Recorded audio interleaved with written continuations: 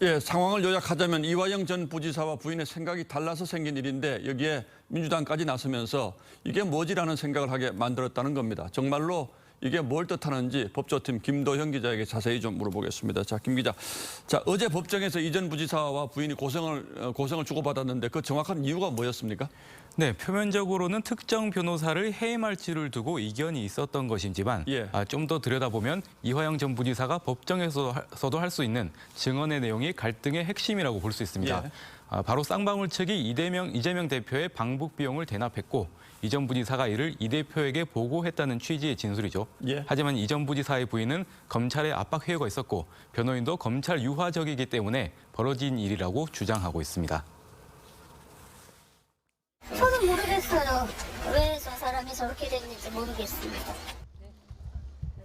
네, 급기야 부인은 이 전 부지사 동의 없이 변호인 해임서를 제출했는데 이 전 부지사가 자기 뜻이 아니라고 반대 의사를 분명히 밝히면서 부부 사이 이견이 법정에서 드러난 겁니다.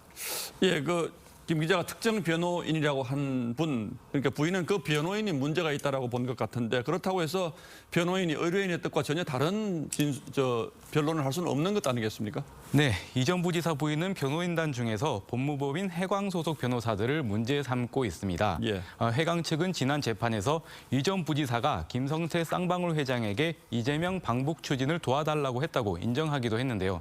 이대로라면 검찰 수사가 이 대표로 이어질 수밖에 없기 때문에 제동을 거는 걸로 보입니다. 변호사들 사이에서도 입장 차이가 확연해서 혼란스러운 상황입니다. 지난 대선 당시 이 대표 대변인을 지낸 현근택 변호사도 변호인으로 참여했는데 현재는 이 대표 측의 재판 기록을 유출한 혐의로 검찰 수사를 받고 있습니다. 해광 측은 현 변호사가 자료를 넘긴 이유를 모르겠다며 거리를 두는 모습입니다. 현근택 변호사는 이재명 대표하고 가까운 분이죠. 자, 결국 이재명 대표에게 불리할 수도 있는 변론 전략을 문제 삼는 걸로 볼 수가 있겠는데 그래서 민주당 측이 부인을 회유한 것이다. 뭐 이렇게 볼 수도 있겠죠. 네, 하지만 부인은 민주당이 회유하지 않았다고 주장하고 있습니다.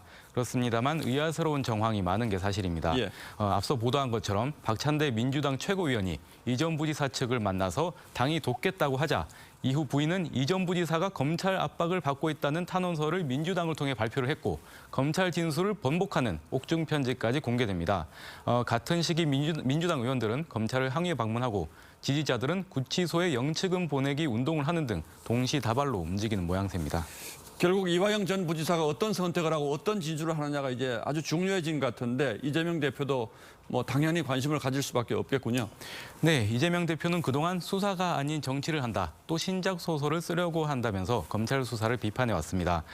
그런데 저희 취재에 따르면 이 전 부지사는 변호인을 해임하는 것에 대해 여전히 회의적입니다. 재판 기록이 5만 페이지가 넘는데 이제 와서 변호인 교체를 하면 실무적으로 도움이 안 된다고 판단하는 것으로 알려졌습니다. 다음 재판은 다음 달 8일인데요. 이 전 부지사를 증언대에 세우려는 검찰과 이를 막으려는 반대 측의 수싸움이 치열할 전망이어서 이 대표도 복잡한 심정으로 지켜볼 수밖에 없을 것 같습니다. 예, 뭐 조금 전 한동훈 법무장관은 민주당이 사법 방해하고 있다 이제 이런 주장도 하는데 결국 다음 재판에서 이 전 부지사가 어떤 진술을 하느냐가 이번 사건의 아주 중요한 분수령이 되겠군요. 김도영 기자 설명 듣고 보니까 이해가 잘 되네요. 예, 잘 들었습니다.